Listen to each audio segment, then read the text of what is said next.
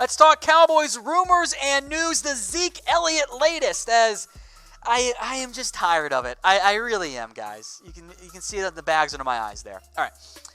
The talks between the Cowboys and Elliott, per Adam Schefter, are intensifying, and that both sides want a deal done this weekend as Jerry Jones continues to use the media to negotiate very clearly there. Now, I will hammer this point home. I am tired of this. I just want it done. We're here a week away from the start of the season. Do it or don't. Like I don't know how much more energy I have available to expend on the latest Jerry Jones quote that comes out and is then repackaged and spun in 8 different ways as has happened the past couple of weeks. It is tiring, it is frustrating, and frankly, it is boring. So I want the deal done. I want it done tomorrow. I want it done Monday. I want it done this hour.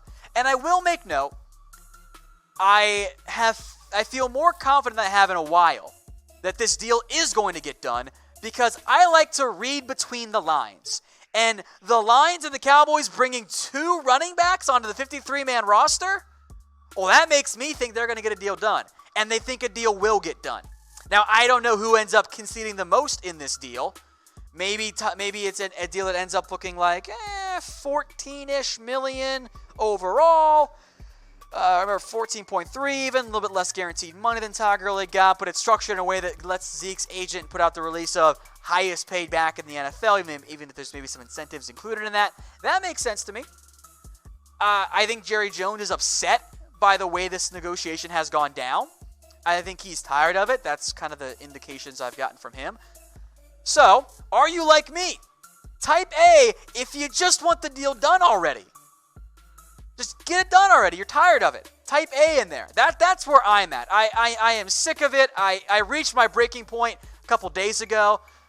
I can't anymore. I just can't. I see Trevor and Blood and Steve and Mike and all over 1,000 people watching right now. Thank you guys. Everyone says A. I agree. I just need it done. Like, let's just move on from this and then figure out from there because I can't. I don't have the energy anymore, guys. I'm sorry. I just don't. I want this deal done, and I want to move on going forward.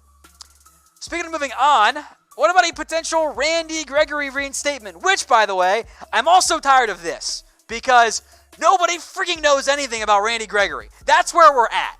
Stephen Jones says, hey, he may have filed for reinstatement, which actually says nothing. He may not have filed for reinstatement. That's the exact same quote. If you're saying may, it means you don't know. So I don't know where Randy Gregory's at in this process. His camp has gone silent, I think, because there were some things they had to work through. So at this point, I'm not banking on Gregory playing at all this season.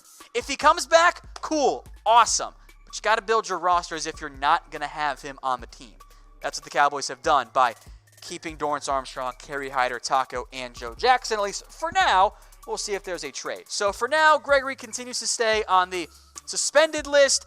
The Cowboys are not paying him, and he does not count against the 53-man roster. So here's my question for you then. Does Gregory play for the Dallas Cowboys this year? Type Y for yes, N for no. Let me know in the comments section. Y for yes, N for no. We got 1,000 watching. I'm curious to see how these views end up flowing in. Y, N, Y, Y, N, N, Y. Ooh, lots of N's as of late there. That's going to be a close to 50-50 split, which I feel is about right. Now, speaking of reinstatement, Rolando McClain. I didn't even get started on McClain before I was already out, frankly. He was granted reinstatement by the NFL. By the way, if you had Rolando McClain returning before Randy Gregory, congrats, you won. You were like the only one out there. Now, the Cowboys, namely Stephen Jones, said, hey, we're going to do our due diligence. We just found out. Here's the thing, though. They ain't keeping him. It makes no sense to keep Rolando McClain on the Dallas Cowboys roster. Just from a pure money perspective, which makes the most sense, he costs $5 million. Absolutely not. There's no reason to pay McClain $5 million to be, frankly, your number 5 linebacker. Like, he's not better than Sean Lee. He's not better than LVE or Jalen Smith. And to be quite honest, I'd rather have Joe Thomas out there because I've seen Joe Thomas play in the past couple of seasons. All I've seen Rolando McClain do is sip on some purple drink. Like, I'm not interested in Rolando McClain. And beyond that point, you got a young, impressionable linebacker group in LVE and Jalen Smith and a lot of young players on this team. I ain't letting Rolando McClain near this franchise. So they can do their due diligence, but I'm going to be big mad if the Cowboys keep Rolando McClain.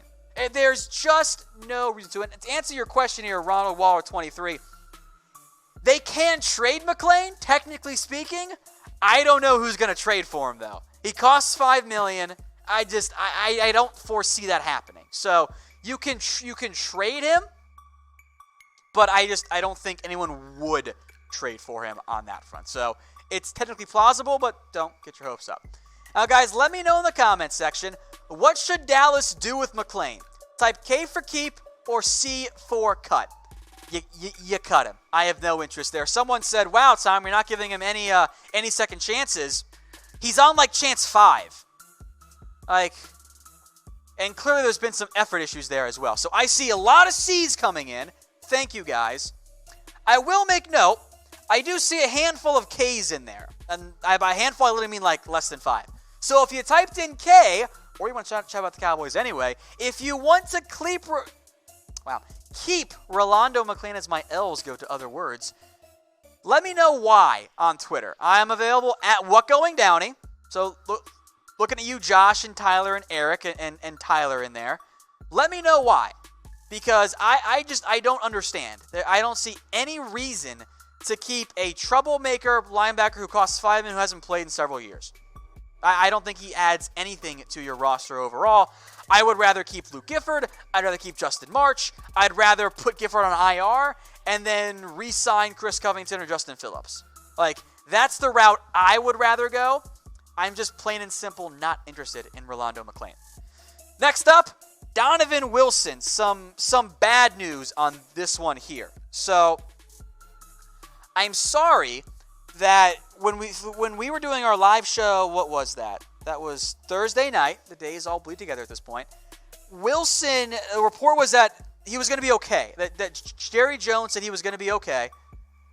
I don't think that's the case right now. And Stephen Jones said the injury is worse than initially thought, and he's going to miss a few games. That sucks. That's really disappointing. The good news is he made the team.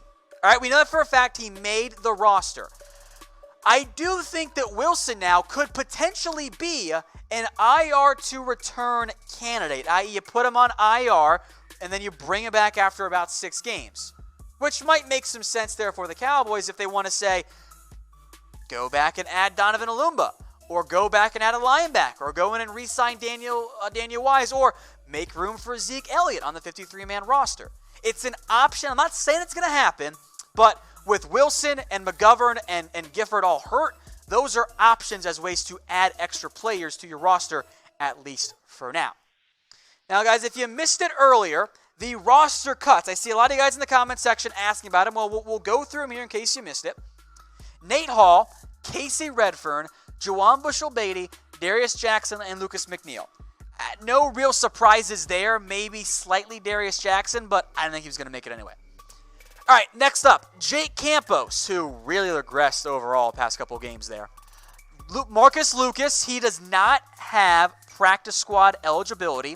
Reggie Davis, Justin Phillips, who I know several of you are disappointed by. I'll make this point, though. I think you can get him on the practice squad. Of all the guys we're going to discuss, I feel pretty confident about him making the practice squad. Because let's not forget about Justin Phillips, guys. He was unsigned less than a month ago. Teams were not high on him. That he played well is great and very impressive for him. I think you can get him on the practice squad. George Iloka, he's gone. Ricky Walker could also be a practice squad option. Treston DeCal, Drew Scott, okay, whatever.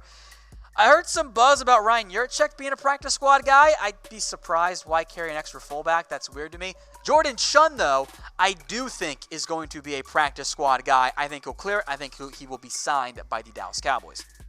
Daniel Wise, this is the one, along with Donovan Alumba, that I question if they're going to get him to the practice squad. Both those guys are worthy of being on a 53-man roster. So I was disappointed they cut at them, especially Alumba, because he played, I thought, really well throughout the preseason. Wise, I thought, had a big fourth game, but was a little bit inconsistent before that. I want them both on the practice squad. So, too, do I want Michael Jackson there? I think he'll make, because he didn't play at all in the preseason. He played one game and then was hurt. I think he gets there. Mike Weber can get there. Mike White can get there. And if a team signs Mike White, cool, awesome. There you go. That sounds fun. Other roster cuts. Taron Christian, another practice squad option. Mitch Hyatt was bad. Cedric Wilson was cut. Now, maybe he gets promoted to the active roster once guys go on short-term IR. Chris Covington, he is also an option for the practice squad and or bringing back. Those two were a little bit surprising.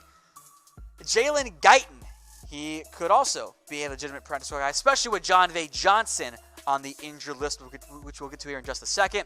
Your last two cuts, no surprises here. Kyle Kaver, who was banged up for a good portion of the preseason.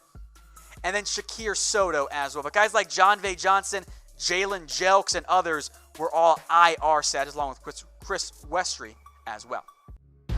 Hey Cowboys fans, thanks for watching the Cowboys Report. If you haven't already, click right here to subscribe to our channel for all the best Cowboys coverage on the internet. That's news, rumors, highlights, mailbags, film studies, and a whole lot more. And I'm making your lives a little bit easier as well with the next Cowboys Report video right here.